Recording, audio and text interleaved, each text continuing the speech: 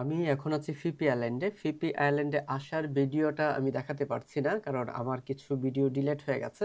আজকে রাতে আমি এখানেই থাকবো এবং রাতের কিছু অ্যাক্টিভিটিজ আছে, সেই অ্যাক্টিভিটিজে আমি অংশ নিতে চেষ্টা করব।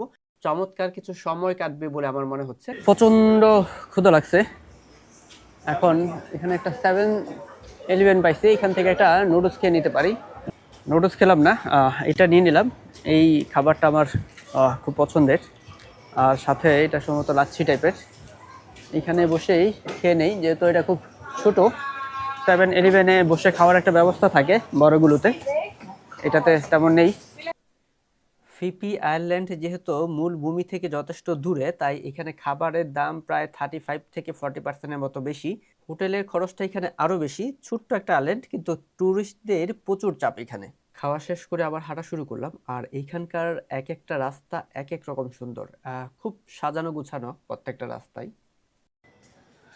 দুই পাশেই অসংখ্য হোটেল, পুরো রাস্তা জুড়েই। এটা একটু সমতল থেকে পাহাড়ের দিকে চলে আসছি। খুব চমৎকার, এটা কৃত্রিমভাবে সম্ভবত লেকটা বানিয়েছে, আর সব দিকে এরকম হোটেল আছে, মানে সুন্দর দেখানোর জন্য বোধহয় এটা করা। আমি এই রাস্তা দিয়ে সামনের দিকে যাই, রাস্তাটা সুন্দর, চারপাশটা খুব একটু ভিন্ন রকম ভাবে সাজানো।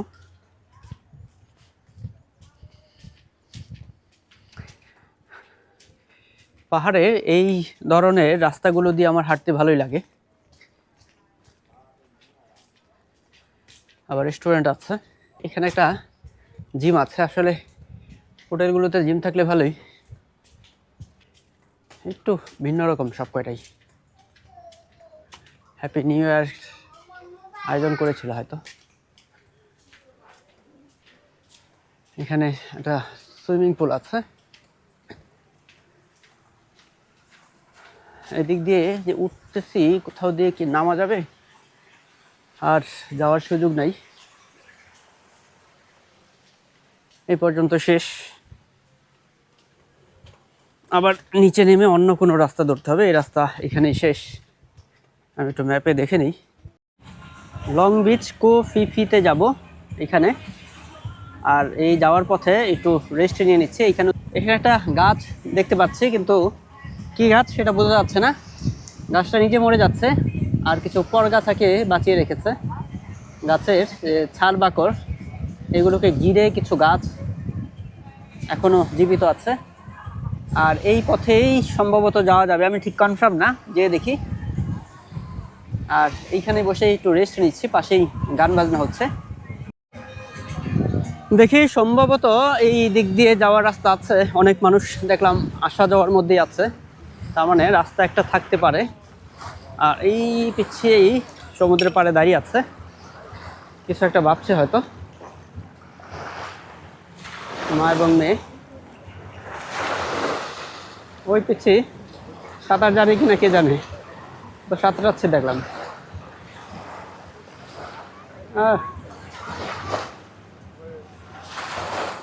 মোটামুটি অনেকটা পথ এসেছি, যদিও পাহাড় বেয়ে আপ অ্যান্ড ডাউন হয়েছে সেই জায়গার। যাই হোক, এবার এই পথে নিচে যেয়ে দেখি। পিছিটাও সাঁতরাচ্ছে, অল্প বয়সে সাঁতার শিখে যাবে, ভালো। লং ব্রিজ যাওয়া যাচ্ছে এদিকে। হালকা কিছু কিছু জায়গা সিঁড়ি করা আছে। ঠিক মতো হাঁটলে সম্ভবত 10 মিনিটে পৌঁছে যাব। সূর্য কিছুক্ষণ পরে এই পাহাড়ের নিচে চলে গেলে অন্ধকার হয়ে যাবে। দোলনা আছে ওই জায়গাটার মতন, এই জায়গা রিসোর্টগুলো পক্ষ থেকে বোধ এগুলো করা, ভালো এনভায়রনমেন্ট। এখানে কাঠ দিয়ে সুন্দর বেঞ্চ তৈরি করেছে, খুব সুন্দর। টি টেবিল, চেয়ার সবই আছে। ব্রিজ এদিকে যেতে হবে, এখানে গাছের চারপাশেই বসার ব্যবস্থা আছে। এই পথেই সম্ভবত সমুদ্র ঘেঁষে যেতে হবে, কারণ সম্ভবত লং বিচে চলে এসেছি।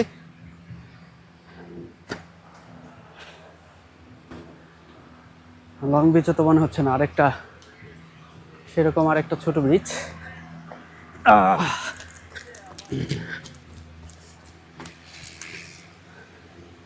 আরো যেতে হবে, ওই এই ছোট পাহাড়টা পার করলেই লং বিচ পেয়ে যাব।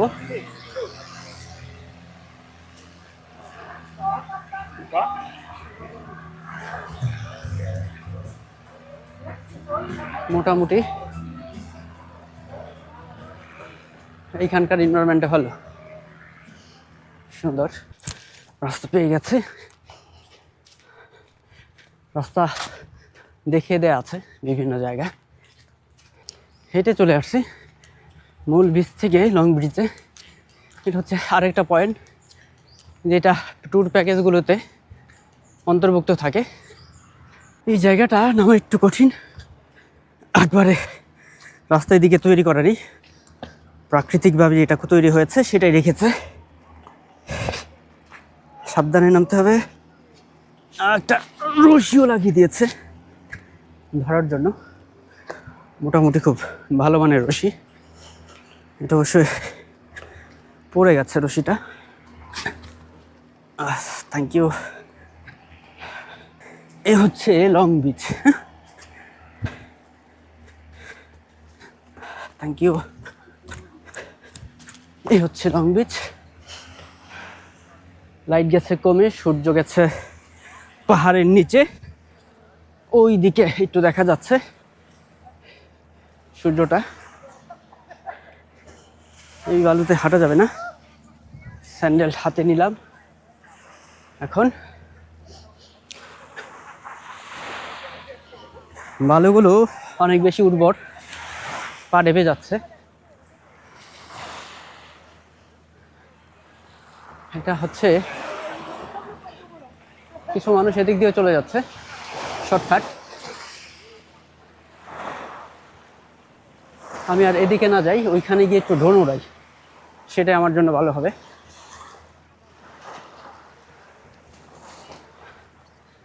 পানি তৃষ্ণা পেয়েছে।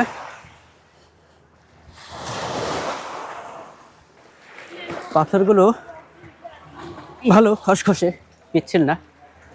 প্রচণ্ড রোদ্রে শুকিয়ে একবারে কাঠ হয়ে আছে। এখান থেকে ড্রোন শ্যুটটা মনে হয় খুব ভালো হবে। এটা হচ্ছে আমার ড্রোন শ্যুট নেওয়ার জায়গা। লাইট কমে গেছে, একটু আগে লাইটটা পেলে ভালো হতো। চমৎকার একটা জায়গা ছিল ড্রোন শ্যুট নেওয়ার জন্য। ড্রোনটা রেডি করছি, এখনই শ্যুটে যাব। অনেক প্রস্তুতি নিতে হয় চালু করতে গেলে।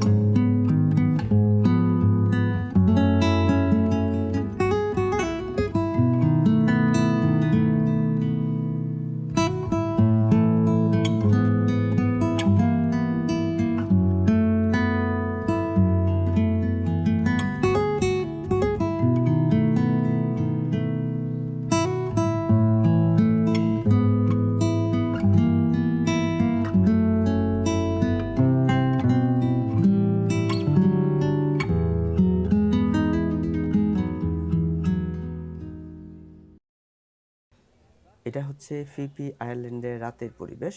মোটামুটি এখন বাজে 7টা, আরও কিছুক্ষণ পরে হলে আরও বেশি ব্যস্ততা বাড়বে।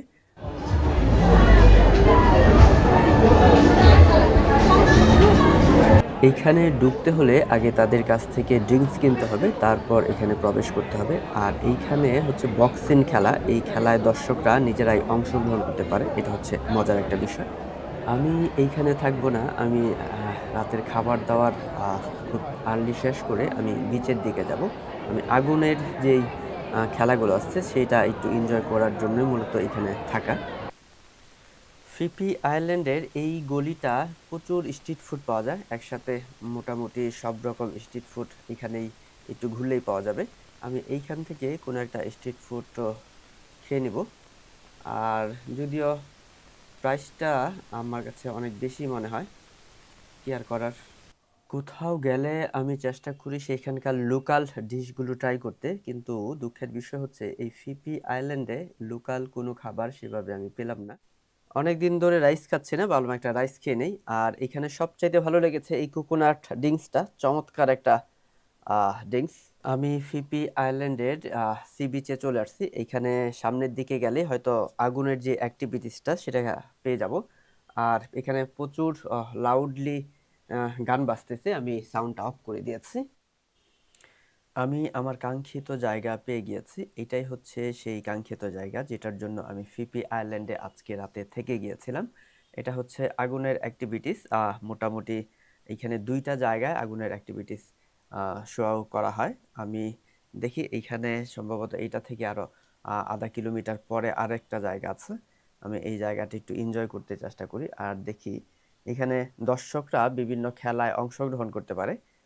আর দেখা যাক, আমি মাত্র আসলাম, এখন কি অবস্থা সেটা কিছুক্ষণ থাকলে বোঝা যাবে।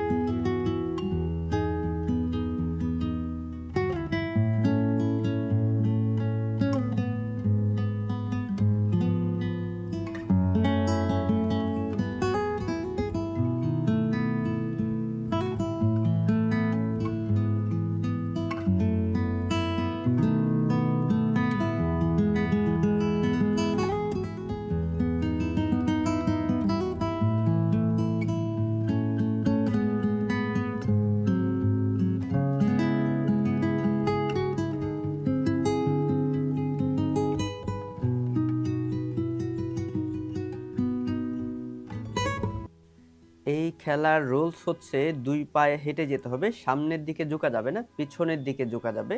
এটাই হচ্ছে এই খেলার রুলস।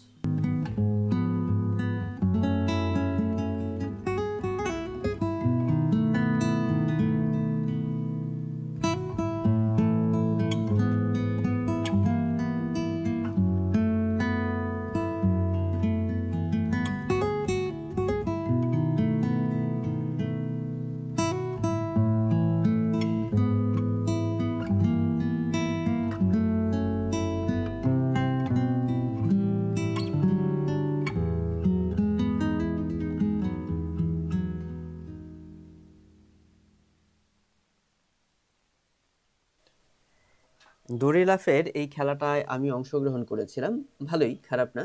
একটু ভয় ভয় লাগে যে আগুন যদি গায়ে লেগে যায় না জানি কি হয়। আসলে আগুনটা যেই মুভিতে যে আগুনটা ব্যবহার করে এটা হচ্ছে সেই আগুন, একেবারেই তাপ নেই।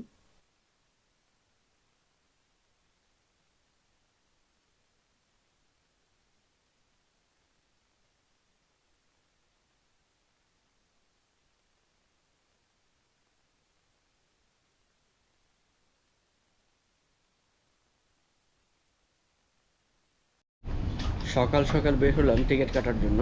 আর কাল রাতে এখানে সারা রাত পার্টি চলছে, এখন একবারে শুনশান, খুব একটা মানুষ নেই বললেই চলে।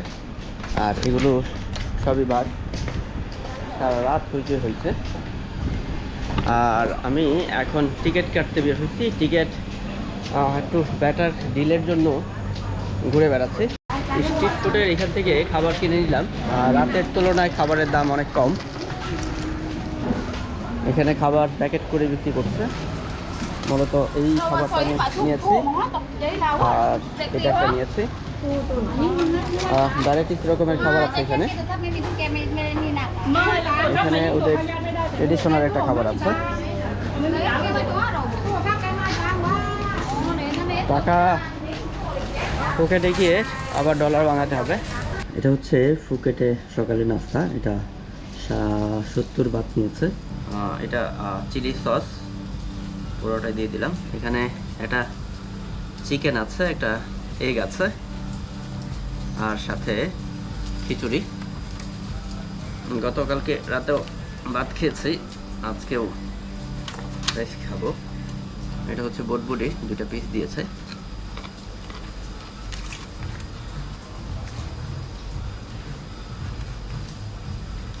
চেক আউট নিয়েছি।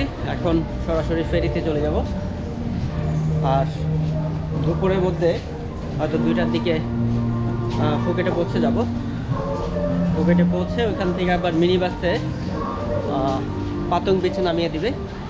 একসাথে পে করা আছে ফেরির সাথে। এই কম্বো প্যাকটার খরচ পড়েছে 500, ফেরির জন্য 400, ফুকেট সিটি থেকে পাতং বিচের জন্য 100।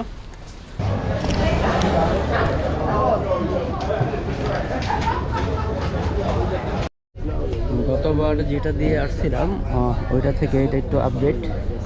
আর এটা উপরে এবং নিচে 2 জায়গায় অসংখ্য সিট আছে। একটু বড় এটা যেটা। আর ছাদে বসার ব্যবস্থা নেই। যদিও ফেরিতে যথেষ্ট ভিড়, তারপর আমি ফেরিটা একটু ঘুরিয়ে দেখাতে চেষ্টা করি। আর এটা হচ্ছে দোতলায় চলে আসলাম। এখানেও যথেষ্ট বসার ব্যবস্থা আছে। আর এখানে লাগেজগুলো এইখানে রাখা হয়েছে। আর এখানে ছাদ খুব একটা বড় না, তবে ছাদে উঠার একটা ব্যবস্থা আছে। আমি ছাদেও উঠি। এটা হচ্ছে পিছনের দিক। ছোট্ট একটা কাউন্টার আছে, কিছু ড্রিঙ্কস এবং স্ন্যাক্স পাওয়া যাচ্ছে। এটা হচ্ছে পিছনের অংশ। আর পিছনের অংশেও বেশ কিছু লাগেজ রেখে দিয়েছে। অল্প কিছু মানুষ এখানে দাঁড়িয়ে আছে। আর এই জায়গাটায় দাঁড়াতে আমার ভালোই লাগে। মানে ছুটে চলছে ফেরিটা, পিছন দিয়ে যে পানির এই প্রবাহ, এটা দেখতে ভালোই লাগে। এইটার উপরে ছোট্ট একটা জায়গা আছে। ছোট্টটা মোটামুটি ভালোই জায়গা আছে এবং বেশ কিছু চেয়ারও রেখেছে প্লাস্টিকের, এবং ফ্লোরিং করারও ব্যবস্থা আছে। সাইডে একটা বেঞ্চের মতো আছে বসার। খারাপ না, এটা মোটামুটি যথেষ্ট বড় হওয়ার কারণে সব রকম ব্যবস্থাই এখানে রাখা হয়েছে। সম্ভবত এখানে ছোটোখাটো একটা পার্টিও করার অপশন আছে। ফুকেটে চলে এসেছি। এখান থেকে বের হয়ে একটা মিনি বাস নেব। মিনি বাসটা এই প্যাকেজের সাথে অন্তর্ভুক্ত ছিল। সম্ভবত আমি বাইরে বের হলেই পেয়ে যাব।